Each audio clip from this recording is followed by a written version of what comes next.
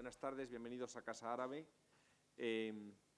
Hoy tenemos el gusto y el honor de recibir aquí a la escritora, artista y filósofa Safa Fathi, que va a conversar con el profesor de Estudios Árabes e Islámicos de la Universidad Autónoma de Madrid, Francisco Manuel Rodríguez Sierra. De Safa Fathi me ha llamado la atención su carácter cosmopolita, sobre todo, ¿no? Ella es nacida en el sur de Egipto, en una sociedad, me decía ella, conversando, muy tradicional, en una familia tradicional, como probablemente pues eran la mayoría de las familias, ¿no? Cuando Safa era niña. Y sin embargo fue tan decidida y tan fuerte, ¿no? Que logró pues romper probablemente con muchos de los prejuicios, ¿no? De la sociedad de aquel entonces, y ha recorrido mucho mundo, ¿no? Vive ahora en Francia, pero me decía también que está casada con un escocés, nada menos, con lo cual es una buena representante del mundo globalizado de nuestros días, ¿no? Uno se encuentra, a veces uno piensa que las sociedades árabes son sociedades tradicionales y a veces no tan abiertas como en realidad son, ¿no? La verdad es que las élites árabes son enormemente cosmopolitas, viajeras y cultas, ¿no? A veces, cuando no está familiarizado con lo que es el mundo árabe, se sorprende, ¿no? Safa es una de las muchísimas representantes de esta ciudadanía árabe cosmopolita, con una vida muy apasionante, ¿no? Ella estudió en la Sorbona, se especializó en literatura inglesa, ¿no? Pero veo que su tesis doctoral, luego nos lo va a contar ella más ampliamente, pero su tesis doctoral es sobre Bertolt Brecht, como saben, un escritor, un dramaturgo, sobre todo alemán, y por consiguiente pues ha tocado todas las teclas, ¿no? Que pueden tocarse en el ámbito de la literatura, pero también tiene una producción literaria importante, poesía, narrativa, y también ha trabajado y es profesora de filosofía, ¿no? ¿no? Bueno, pues yo sin más, ustedes han venido a oír la conversación entre Safa Fathi y Francisco Manuel Rodríguez Sierra. Les paso la palabra. Nada más manifestarles mi sincero agradecimiento a los dos por estar aquí y a todos ustedes también por acompañarnos. Muchas gracias. Gracias, señor director. Ha sido un placer estar aquí y agradezco que se me haya invitado a venir y a tener la oportunidad de hablar con Safa, conversar con ella. في البداية أنا حتى نبدأ الحوار. طيب أنا هناك سؤال. El diálogo. Voy a entablar una pregunta, tal vez no tenga mucha importancia o una pregunta muy evidente, pero es la pregunta que se me ha ocurrido. Primero, ¿por qué cuando dejaste Egipto y fuiste a París, ¿por qué ese cambio decisivo? ¿Por qué? ¿Cuál fue el porqué de elegir Francia o residir en París? Porque tú, tengo entendido que estudiabas la literatura inglesa y lo lógico fue ir, por ejemplo, a Inglaterra. ¿Por qué entonces has elegido o elegiste ir a Francia y a París en concreto? En realidad iba a ir a Inglaterra. Intenté ir un año antes de ir a París. Iba a ir a Inglaterra un año antes de irme a Francia, pero luego cambié por motivos prácticos. Primero porque yo conocía a algunas personas en Francia que me iban a ayudar y también por otro lado porque el estudio para mí en Francia para mí fue mucho más asequible y accesible, porque en Francia los estudios son gratuitos y mientras que en Inglaterra me iba a costar muchísimo. Por lo tanto, opté por ir a Francia porque sabía que iba a estudiar, no iba a sufrir problemas en el sentido económico en ese sentido. Y en cuanto a los motivos que me llevaron a dejar el país, voy a centrarme en tres motivos o tres causas. Primero, porque yo era activista. activaba, en especial en mi zona, en Armenia, en el sur de Egipto, activista, por supuesto, por afiliarme a la izquierda de Egipto, al amparo o mientras había un régimen policial represivo, el de Sadat. Y también a la vez, en aquel entonces, atestiguó Egipto el aumento, digamos, de los movimientos radicales islamistas.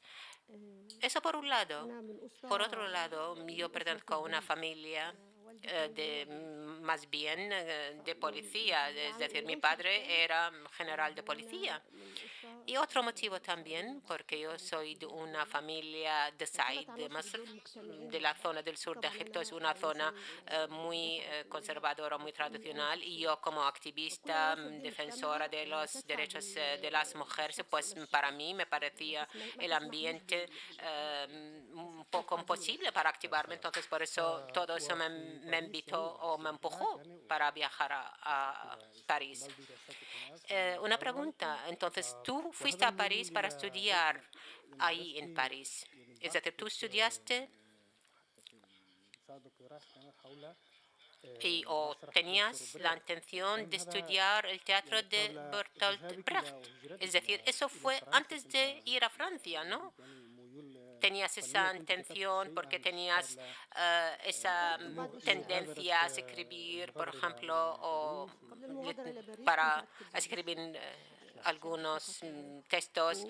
Ella dice que sí, efectivamente yo escribí poesía y algún cuento, pero no escribía tantos, tenía pocos escritos literarios, pero yo como persona me cultivé como una persona en este sentido para estar con mis dimensiones. No he podido desatarme en Egipto, sino cuando salí de ese ambiente pude empezar a escribir en distintos géneros, porque tenía primero que liberarme de todas las ataduras y de todos los conflictos internos que yo sufría. Por lo tanto, mi formación más bien se completó ahí en Francia. Yo estudié literatura inglesa y en realidad, aunque yo era una alumna muy brillante, pero a pesar de eso me dieron una nota muy baja, aprobado apenas, pero como una forma de impedirme de activar y hasta ahora no me dejan ir a Egipto por las restricciones policiales, porque yo intenté, después de haber conseguido el doctorado, quería volver a Egipto para estudiar y para trabajar. Incluso escribí al presidente o al rector de la Universidad de Helwan y efectivamente llegamos a hacer el contrato, pero al final la seguridad del Estado o la oficina de servicios secretos me impidió trabajar ahí. Y una pregunta más. Entonces, el teatro, ¿cuándo empezaste a escribir en el teatro o como dramaturga? Dice, porque yo estudié la obra de Shakespeare, porque en realidad en el segundo año estudiaba Hamlet y luego teníamos que memorizar los diálogos. Por supuesto, no sabíamos hablar muy bien en inglés en la universidad, pero sí teníamos que memorizar diálogos enteros de obras teatrales de Shakespeare y luego estudiamos, por supuesto, todas las obras de Hamlet, Macbeth, King Lear, Romeo y Julieta y muchas obras más de Shakespeare. Por lo tanto, algo me ha llamado la atención en la obra teatral, es decir, cómo poder hablar en nombre de otras personas o el hecho de tener tantos personajes que puedan hacer monólogos o hacer soliloquios o hacer... Eso a mí todo me fascinaba, el hecho de entablar unos temas tan importantes, to be or not to be.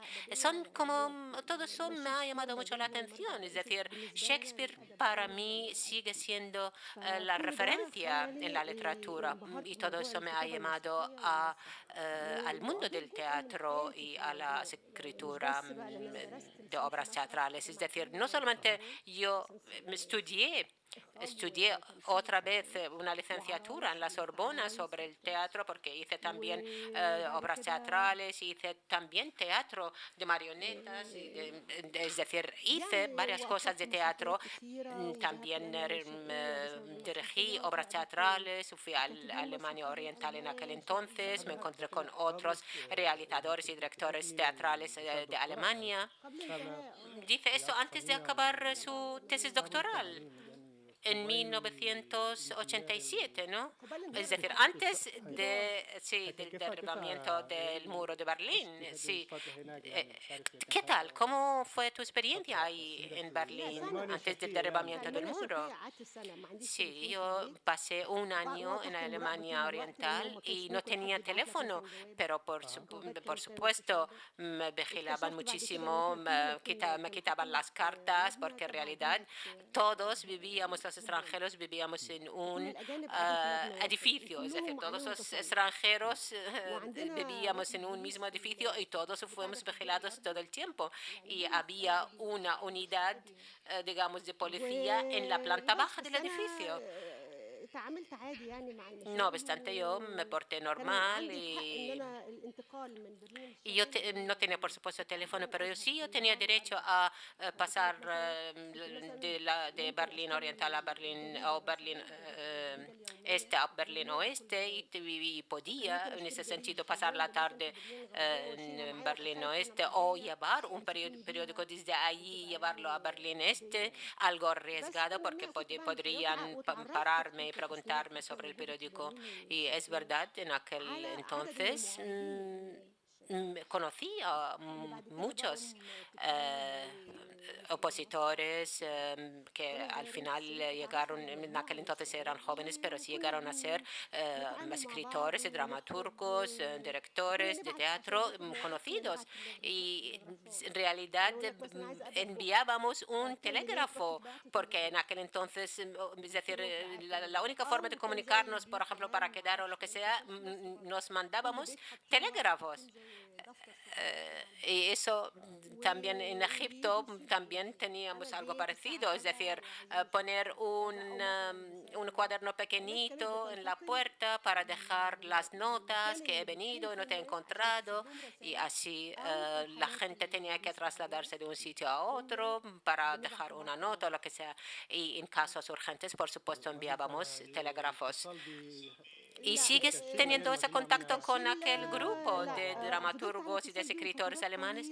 No, en realidad ahora no, aunque sí seguí durante muchos años, incluso después del derribamiento del el muro de Berlín, y fui a visitar a algunos en Berlín Oeste, y también a través de la prensa estoy al tanto de sus logros y de su labor y de sus publicaciones también, pero no sé por qué, la verdad, hemos perdido el contacto, pero seguimos teniendo el mismo cariño, supongo, porque el cariño siempre está ahí, en el corazón.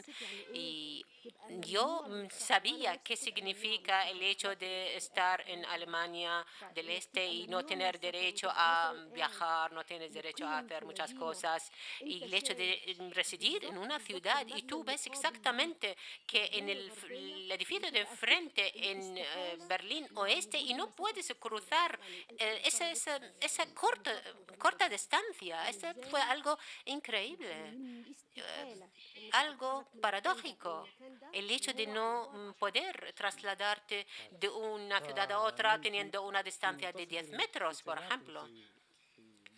Una pregunta. Entonces, tú desde mediados de los 90 subiste o residiste en París y luego conseguiste el doctorado, y también tuviste la oportunidad de conocer a un personaje muy importante en el panorama intelectual, quiero decir, Jacques Derrida. ¿Cómo llegaste a conocerle? ¿Cómo se entabló esa amistad y esta relación laboral? Es decir, hablando, yo quiero decir primero que nuestra relación, el hecho de conocerle fue algo práctico por casualidad, pero hablando Dice, dice que había algo entonces de destino. Sí, en realidad fue de destino porque yo estaba en mi casa, porque después de haber acabado el doctorado yo no sabía qué hacer y tú sabes qué es lo que uno sufre en ese tiempo, porque después de tantos años volcado en el doctorado ya no sabes qué hacer, y de repente un amigo me llama y me dice, ¿qué estás haciendo en casa, sentada en tu casa, mientras que el Derrida está dando una conferencia en tal sitio? Y yo le dije, pues lo siento porque yo no sabía. Me llamó y me dijo, pues ven ahora mismo, inmediatamente. Yo cogí, fui al colegio donde daba, a la facultad donde daba la conferencia Jacques Derrida, y ya no he salido desde aquel entonces. Llevo 10 años. Esta fue como algo de destino y quiero también, estás hablando de la casualidad, pero lo más importante en nuestra relación es que antes de acabar la tesis doctoral, yo había oído de Derrida y yo fui y compré su libro, el libro más difícil, اشتريت الكتاب دوت وحاولت la deconstrucción o el deconstruccionismo. Yo, por supuesto, empecé a leer y no entendía nada en absoluto, como si estuviera leyendo algo enigmático que no lo entendía. Yo pensaba que sí, tenía la capacidad intelectual como para entender, pero nada, nada, nada. No entendía nada. Cerré el libro y lo dejé en la estantería y dije, a ver si un día llego a entenderlo. Pero cuando fui a su conferencia, él estaba hablando sobre el testimonio y lo primero que citaba fue unas frases, citaba a Hamlet. Es decir, el hecho de ser testigo de algo, testificar algo, y a mí me llamó mucho la atención y empezó a hablar, a hablar. En aquel entonces yo ya había escrito mi obra teatral Terror. En realidad fue un manuscrito, todavía aún no lo había publicado. Y yo le vi hablando con la gente, pensaba que como un gran personaje iba a portarse como si fuera un dios. Pero no, le vi como una persona normal, modesta, muy sencilla. Iba con los alumnos a la cafetería para tomar algo después de la conferencia y yo pensé, pues le voy a dar mi manuscrito, ¿qué va a pasar? No me va a hacer nada, es decir, voy a arriesgarme y pensaba en darle al final de la conferencia. Eso fue en mayo, porque él iba a dar a la Universidad de California en Irvine. Y yo, entonces, antes de irse a ese ciclo de conferencias ahí, pasaba y yo le di mis manuscritos, le he dicho que si quiere leerlo, si no quiere leerlo, puede tirarlo a la basura. Y yo no le voy a preguntar ni decir que si lo ha leído o no, que haga lo que quiera usted, pero se lo doy. Entonces me miró y me dijo, ¿quién es usted? Le dije, yo soy Safá. Safá, soy de Egipto. Me dijo, bienvenido, es un placer, ¿vale? Voy a leer lo que me ha dado y ya le diré algo. La semana siguiente, en realidad, él en realidad era tímido. Después de la conferencia me miraba esperando que yo le hablara y yo no me acerqué para hablar con él. Y luego él se marchó en su viaje anual a California y una vez volvió me llamó. Me dijo, es que te estaba llamando para que me hablara usted. Y yo le he dicho, pero yo no me atrevía, esperaba que usted me hablara. Y me dijo que su obra me ha gustado mucho y voy a escribirte una carta de recomendación. En realidad, la obra teatral no se publicó en su momento, pero sí más tarde fue publicada. Y después, un poco más tarde, yo hice un documental sobre Maxim Rodinson y pensé para mí misma, ya que hice esa película, pues voy a hacer otro documental sobre Jacques Derrida. Derrida. Y hablé con los productores y les dije la idea. Y también fui para hablar con él. Al principio a él no le gustó nada la idea, dijo que yo no tengo nada que ver con las películas. Sin embargo, luego me dijo, bueno, pues vale, pasa por mi despacho para hablar. Él no habló nada. Y yo hablándole del documental y él no me decía nada. Y al final me dijo, ¿y qué es lo que quiere ahora? Le dije que pues me gustaría que me escribiera una carta de que sí está de acuerdo y me informó de que hay un documental sobre él que se estaba haciendo desde Estados Unidos. Y luego también me dijo, pues visítame en mi despacho para desarrollar el tema. Y claro, luego fui a su despacho para hablarle, luego me invitó a su casa para comer juntos, porque en realidad yo no sabía si debería decirle sí o no.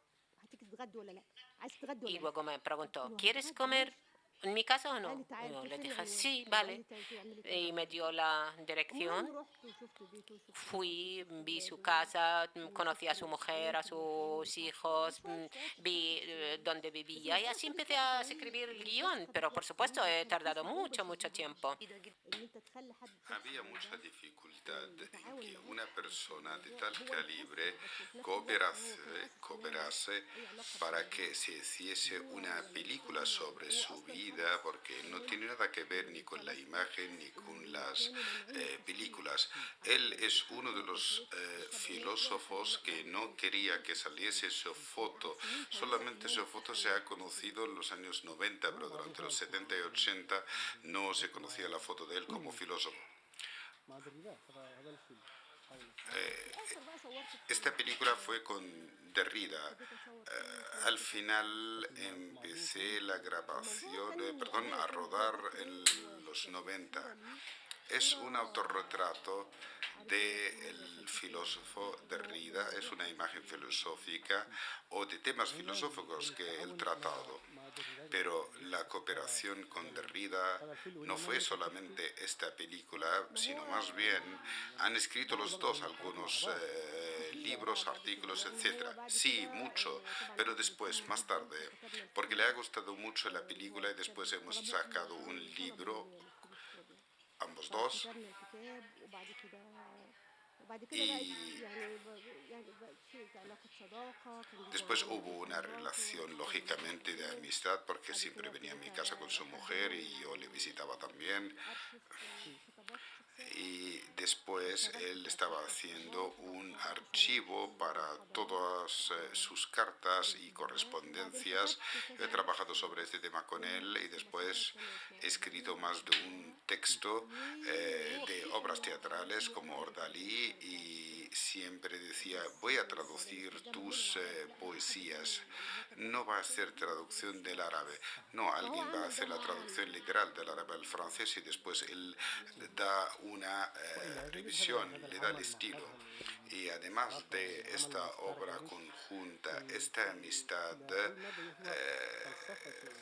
¿hasta qué punto su filosofía le ha influido en su obra? En todas las facetas de mi obra. Es muy difícil hablar de dónde hubo una influencia en mi obra literaria. Pero claro, en lo que se refiere a la escritura filosófica, sí, porque para hacer la película yo creía que tenía que leer todas sus obras, las obras de Derrida.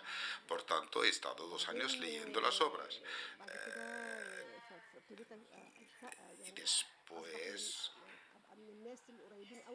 empecé a estar muy cerca de su pensamiento. De hecho, yo he hecho más de un comentario y hablaba en conferencias sobre su filosofía. Después participé en más de una obra sobre él antes de que muriese. Y seguí en esta línea y una de mis actividades intelectuales principales fue el pensamiento de Derrida e incluso le he traducido un libro, el libro se llama o se titula 11 de septiembre. Yo he planteado esta pregunta porque algunos hablan de la crítica Algunos críticos de su obra hablan de que hay una influencia clara en tu obra literaria. Por tanto, he planteado esta pregunta: ¿hasta qué punto ha influido la filosofía de Derrida en su obra literaria? Es muy difícil decir dónde exactamente. El desconstructuralismo en general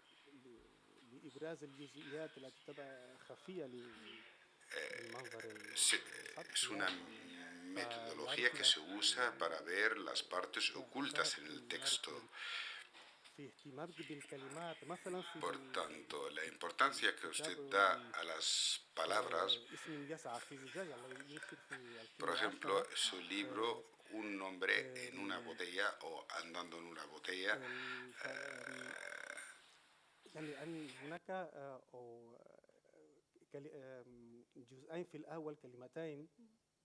hay dos palabras al principio que no son poesía, sino más bien una introducción, pero es una introducción artística, es decir, creativa o literaria. Por tanto, allá podemos hablar del concepto de la poesía, y allá usted habló mucho de lo que es la poesía y la lengua, el significado de la lengua. Por tanto, el valor que se da a los significados de la palabra, la semántica de la todo eso también puede estar relacionado con el pensamiento de Derrida, el filósofo francés, para entender el significado oculto del texto. Sí, correcto, pero el origen, el significado de las palabras e incluso la forma de escribir una palabra, el sonido,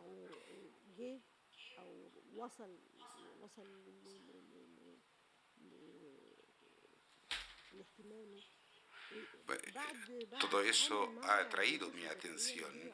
Pero después de tratar muchos textos de Derrida que tratan el origen, la etimología y el origen, la raíz verbal incluso de cada palabra, y la semántica, el campo semántico de cada palabra, es un campo semántico muy amplio en el cual las palabras forman el significado que puede comunicarse o no con la propia comprensión de la lengua, porque cada vez que tengamos palabras tan abiertas, pues eso nos lleva también a un sentido muy preciso, que es encerrarse o cerrarse el significado, porque la lengua es una lengua para comunicarse y también para callarse, porque nosotros podemos hablar callados y podemos comunicarnos sin hablar.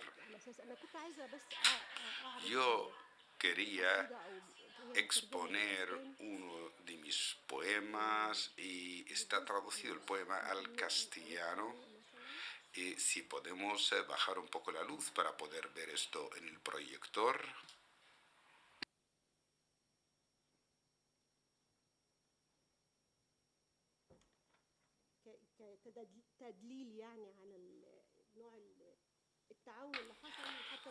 Esto es una de las películas que yo he realizado y dirigido, y Derrida lo vio antes de morir, 4 días, perdón, antes de morir.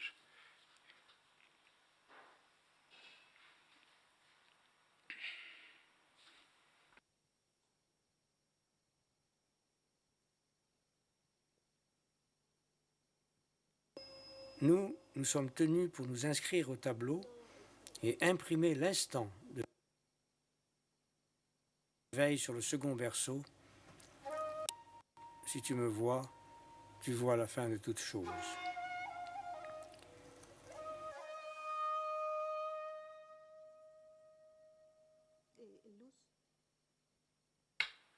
La luz, por favor. la luz para que se vea bien la proyección a través del proyector, dice la escritora.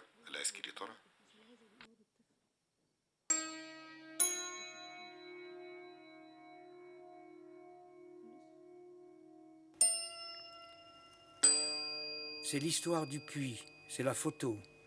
C'est l'histoire du puits et de la photo. Un jour lointain, dans un village mémoire, ma mère et mon frère se sont tenus près de mon père et de la sœur qui était et qui donc, n'est plus. Nous sommes tenus pour nous inscrire au tableau et imprimer l'instant de redressement sur une pellicule noire qui deviendrait une image blanche, portant nos chevelures noires, afin que l'image devienne pour nous la preuve tangible de nous. Nous porterions la preuve dans la poche de la chemise et nous la brandirions à la face du néant lorsqu'il nous demanderait de lui rendre son néant. À ce moment, nous dégainerions la photo de la poche de la chemise et nous dirions non. Et la photo n'est pas née parce que le négatif est mort lui aussi dans le grand coffre aux images de l'univers.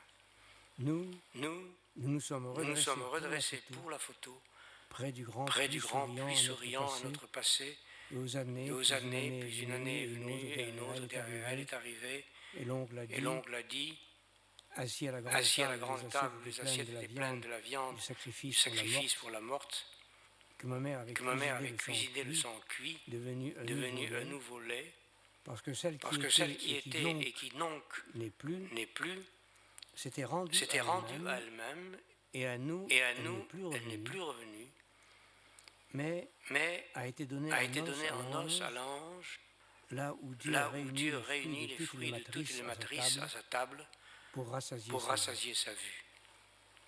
Parce qu'il l'a vue, celle qui était et qui donc n'est plus.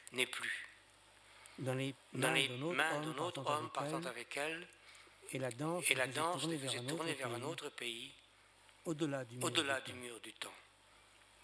Alors nous avons tous su que l'image qui était et qui donc n'est plus l'unique photo d'elle, et que son visage est parti à jamais, qu'il est parti à la lune, et que le puits continue de s'emplir d'eau, la photo est la photo, celle qui est imprimée sur le tissu, celle qui restera après qu'on ait grimpé à l'échelle de bois vers le ciel, et des puits sont venus, et des puits s'en sont allés, et les rêves sont venus, et les cauchemars sont advenus, et les pieds ont trébuché sur les petits débris de pierre qui côtoyaient dans leur silence un puits retiré en son eau profonde, et un cauchemar est advenu au sommeil.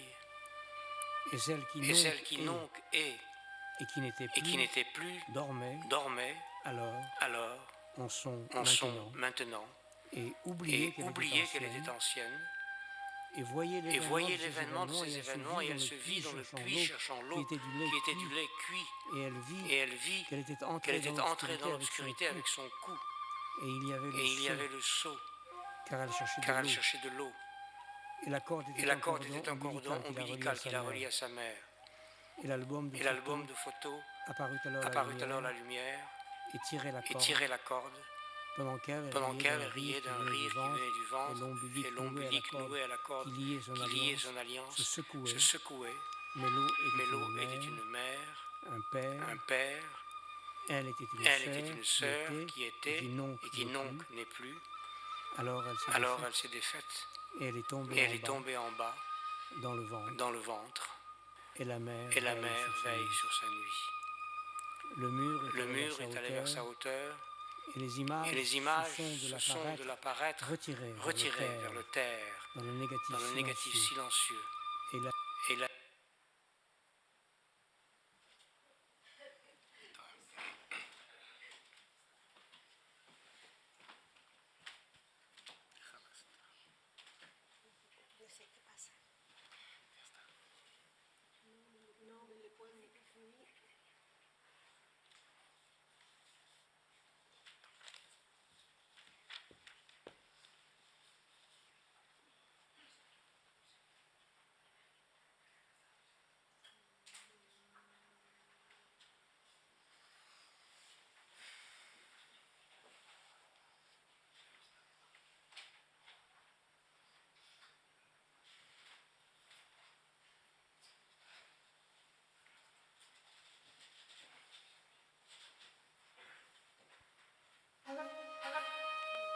Et il m'a dit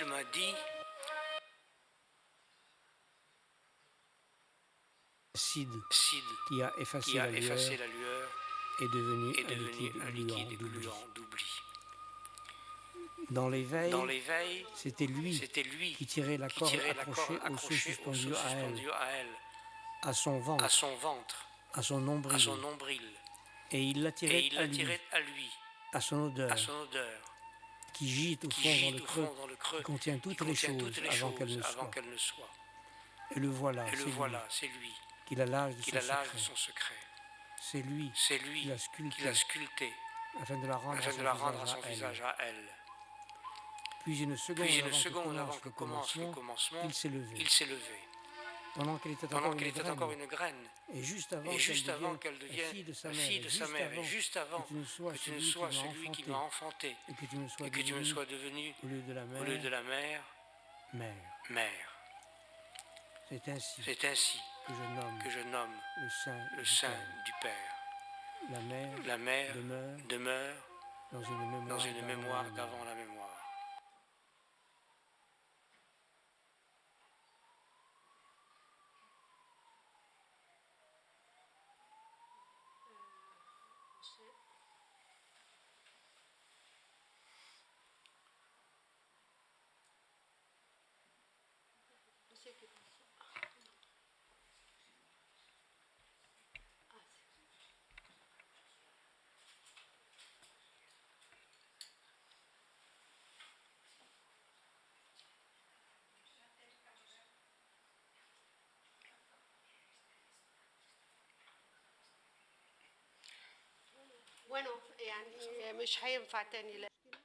Parece que no podemos volver a verlo. Hay un problema técnico que no puedo solucionarlo.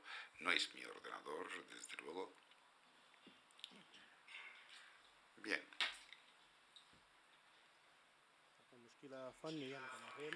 Un problema técnico porque, claro, lo hubo también antes de empezar, porque queríamos cambiar un archivo de un ordenador a otro y también tuvimos problemas. No hace falta, no hay problema, vamos a seguir.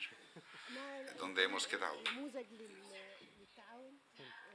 Sí, es un ejemplo de cooperación, la última cooperación entre Jacques Derrida y mi obra literaria. Es su voz, sí, que está leyendo el poema en francés. Él ha escrito la introducción de Ordalí en el año de su fallecimiento. No fue así exactamente. En el 2004 lo ha escrito la introducción y después se ha publicado el mismo año de su fallecimiento.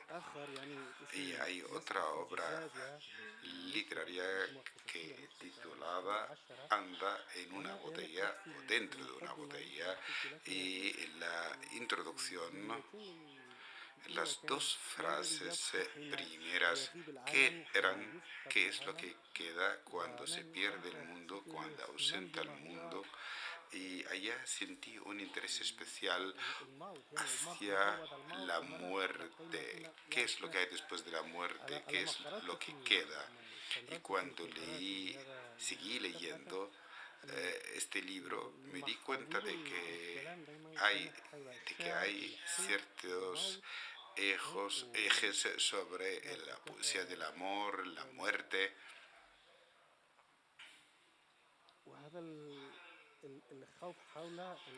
Y aquel miedo hacia la pérdida de los seres queridos, porque yo he asociado este libro con otro libro que se llama Revolución y un muro a superar, atravesar. Y fue publicado este libro en el mismo día que ha terminado usted de rodaje de una película documental sobre su propio hermano. que se llama Mohammed se salva del agua. El tema es principal en toda mi obra literaria. Yo siempre hablo de la muerte. Por ejemplo, el poema que lo hemos escuchado y visto habla de la muerte de una niña pequeña, joven. Por tanto, la muerte es un tema principal para mí. En toda mi vida fue así. Este acontecimiento que es la muerte, me enfrenté con él desde muy pequeña. Estuve obligada a tratar con la idea de la existencia y la ausencia, la muerte, desde muy pequeña, desde joven y desde niña. Y es un tema muy predominante en mis escrituras y creo que es uno de los motivos que me han empujado a escribir poesía, cómo resistimos a la muerte. En especial la poesía, porque tiene que haber una presencia post-mortem a través de la poesía. Que la escritura es cualquier libro y cuando lo primero que dice un libro es que uno escribe. A veces no sabemos quién es el escritor, si está vivo o está muerto. Por tanto, el acto de la escritura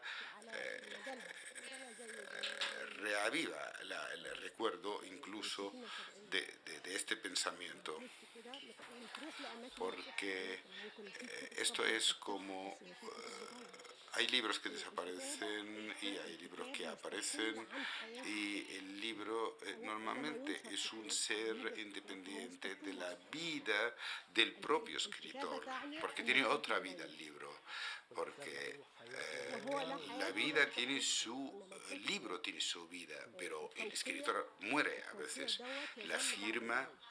La firma queda después de la muerte, porque es un acto de morir el hecho de firmar un libro.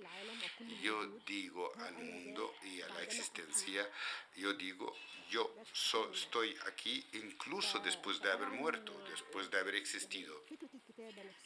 Por tanto, la misma idea de escribir y la idea de la muerte y la poesía que lucha contra la muerte y la devastación, pero todo va a terminar, la Tierra, la poesía, la propia galaxia donde vivimos, todo va a terminar. Pero nosotros estamos hablando de nuestra vida, del límite de nuestra vida. Es un tiempo que hemos conseguido para vivir. No sabemos cuándo va a terminar esta vida. Por tanto, la escritura también tiene su vida, pero es otro modo de calcular el tiempo porque supera lo físico, que es, y aquí lo físico está asociado con la propia existencia del ser humano.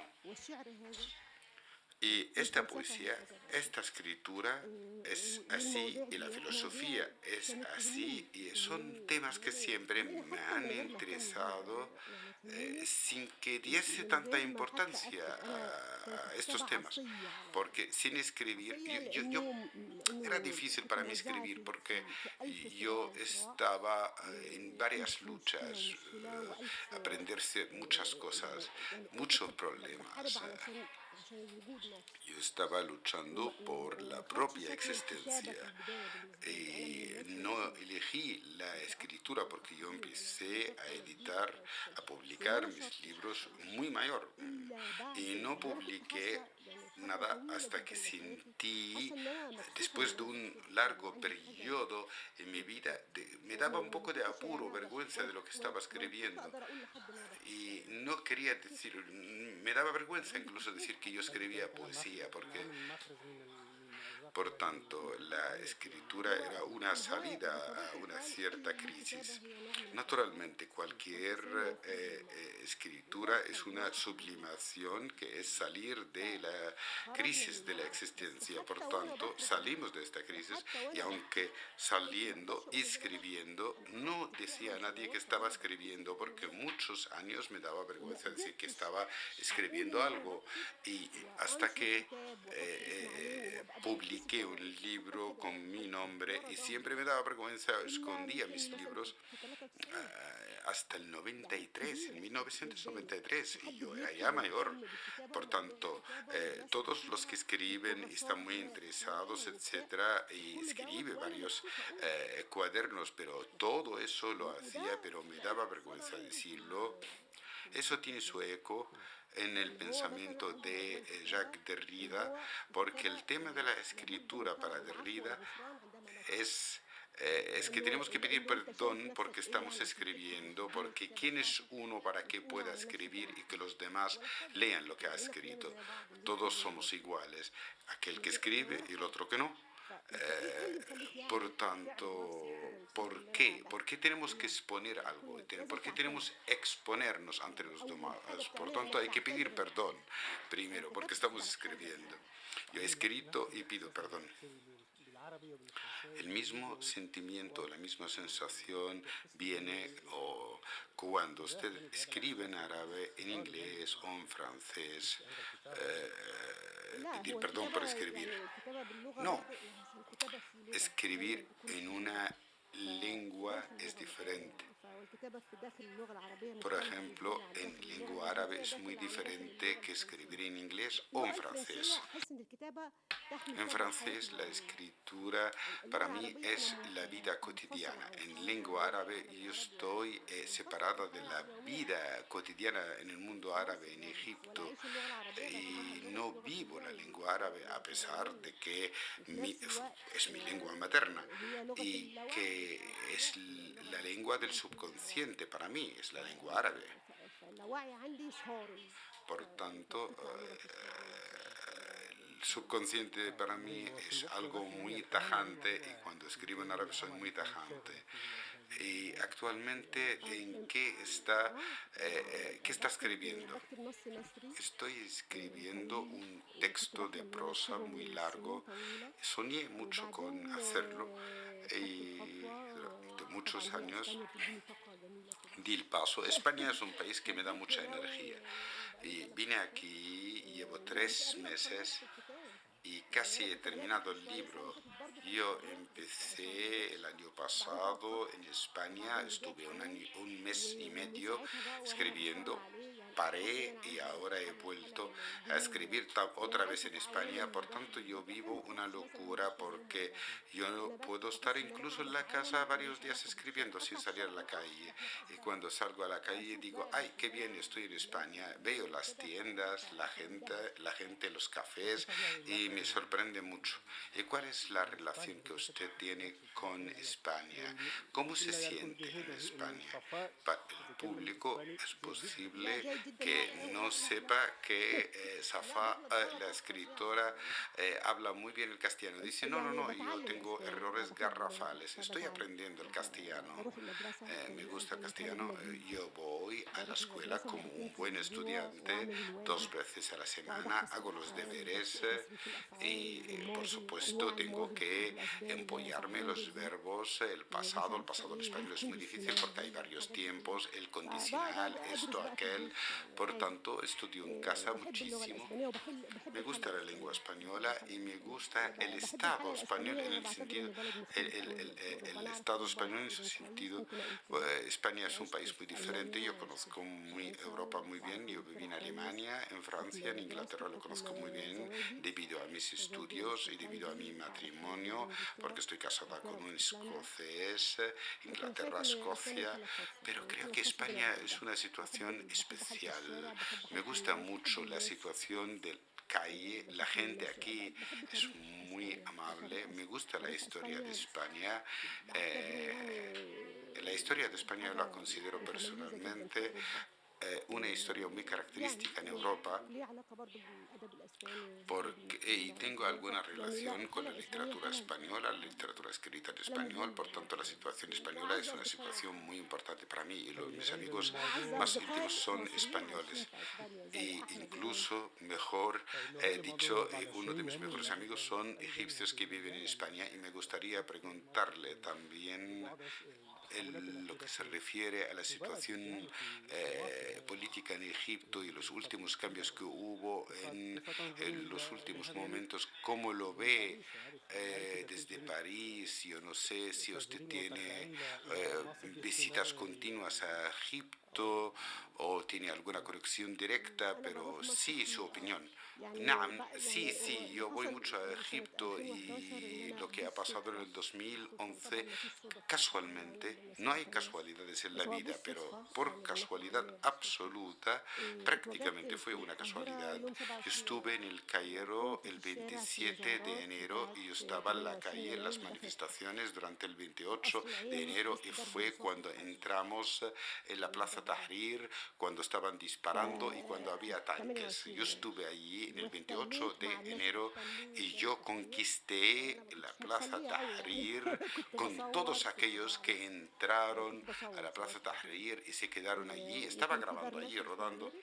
Y hay una editorial que se llama Mered, que publica también a Ahmed Yamani, que estaba recibiendo a los escritores, los artistas y cualquiera que quería estar. Por tanto, estábamos allí, podíamos ir allí a comer un bocadillo de queso, podríamos dormir en el suelo, podríamos ir a un cuarto de baño, podríamos tomar un té, etc. Por tanto, la editorial Mered era para nosotros el refugio. Yo he estado 18 días en la Plaza Tahrir y seguí todos los acontecimientos que hubo, pero hasta que llegó Sisi al poder, y cuando llegó Sisi al poder ya nos dimos cuenta de que el movimiento revolucionario en Egipto ya ha terminado, porque Sisi ha llegado al poder, él está quemando la tierra detrás de él, él quema todo, el presidente Sisi, y al final, después de haber quemado todo, va a quemar a sí mismo, lógicamente. La dictadura no tiene futuro, pero sí actualmente existe y va a seguir existiendo hasta un tiempo que no sabemos determinarlo. Va a existir la dictadura y va a quemar y matar mucha gente en el camino, pero al fin y al cabo, esto es mi creencia personal, mi fe. Yo creo que todo eso no va a seguir mucho porque la naturaleza de la vida es así. ¿Cómo se explicas? Y yo creo que he planteado esa pregunta una vez antes. ¿Cómo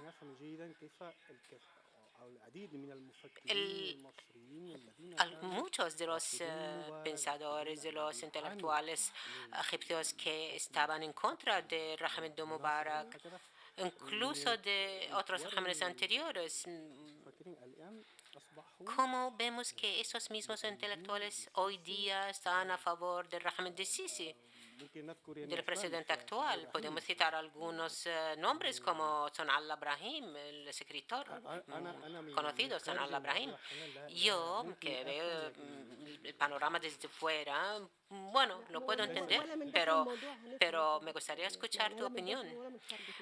En realidad eso es poco comprensible, ni desde dentro ni desde fuera, porque en realidad el Estado nacional egipcio se ha basado en los militares. Por lo tanto, cualquier idea de defender la patria, defender la tierra de la patria, que todos esos conceptos, todas esas nociones tienen que ver con los militares, porque el ejército fue quien llevó el proceso de la independencia de Egipto.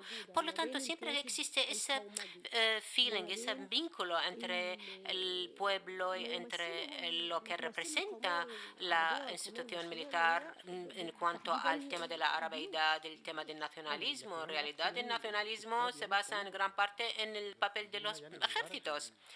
Dice, pero sé que muchos intelectuales estaban en contra del régimen de Mubarak y la misma institución militar está hoy día, la misma institución. Ella contesta, dice, claro, pero porque no hay que olvidar que hoy día también existe la otra fuerza islamista y no hay que olvidar que los islamistas han matado a Faraj Fouda, también fueron el motivo del exilio de otro pensador de Nasser Hamid Abu Zaidi, y los islamistas persiguieron y perseguían a los intelectuales. Por lo tanto, el hecho de que los islamistas gobernaran durante un año persiguiendo a los intelectuales fue algo terrorífico. Y yo fui a Egipto en aquel entonces, es decir, después de haberse elegido Morsi como presidente, yo fui a Egipto y en realidad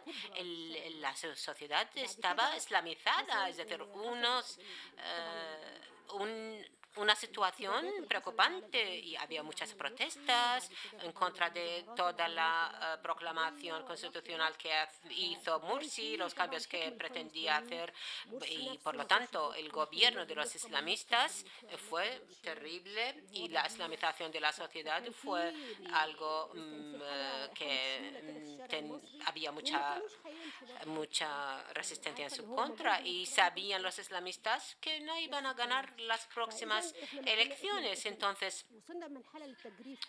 los intelectuales no tenían otra alternativa civil por la situación del Estado egipcio basado en la institución militar desde hace más de 60 años, desde la época de Abdel Nasser, de Sadat, de Mubarak, y la otra alternativa fue los islamistas. Por lo tanto, los intelectuales entre una opción y otra tenían más miedo y más preocupación en cuanto a los islamistas más que a los militares. Y yo, como una de las personas que habían visto la presencia islamista con sus inicios en la Universidad del Minho, fue algo terrorífico, algo que no podíamos ni hablar con un compañero, no podíamos hablar porque venía uno de los hermanos musulmanes a amenazarte y te obligaba a cambiar tu vestimenta, y eso estando en la universidad.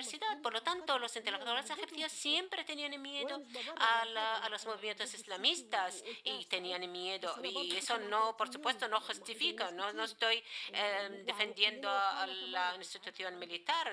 Yo estoy en contra de Sisi. Yo fui una de las personas que habían firmado porque hicimos una instancia, un comunicado en Egipto en el invierno del año 2013 por iniciativa de un grupo de jóvenes bajo el nombre de Tamarrud, es decir, rebeldía, y en ese comunicado exigían unas elecciones previstas o antes de su tiempo o la dimisión de Morsi. Y al final supimos que aquella iniciativa fue más bien filtrada por parte de los servicios secretos egipcios. En realidad yo asistí a todos los acontecimientos de la revolución egipcia, pero aquella iniciativa no la asistí. Todos pedían unas elecciones prematuras o anteriores de su fecha concretada, pero se sabe que hoy día que Sisi no tolera que haya candidatos a las elecciones, y ahora todo el mundo echa la culpa a Morsi. Dicen debería haber adelantado las elecciones antes de que llegaran los militares, pero en fin, estamos entre unos y otros.